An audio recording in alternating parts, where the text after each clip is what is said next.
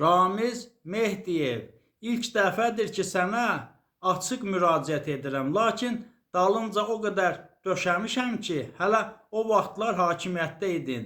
Müraciətimi belə başlayıram.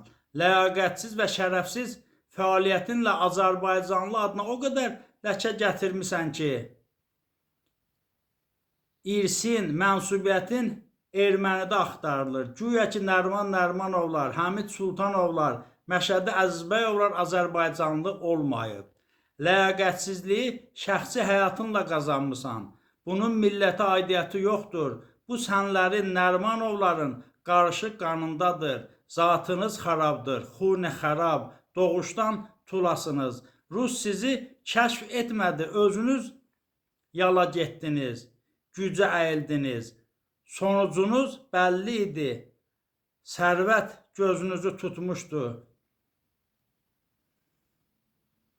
Xalqın xeyrinə bir addım belə atmadınız ki, sizə qarğışlar yox, dualar etsinlər. Şərəflə ölməyi belə bacarmadınız. Vaxtında ölsəydiniz, yaxud hakimiyyətdən geçsəydiniz, gəbərməyi və corbacorluğu özünüzə qazanmazdınız.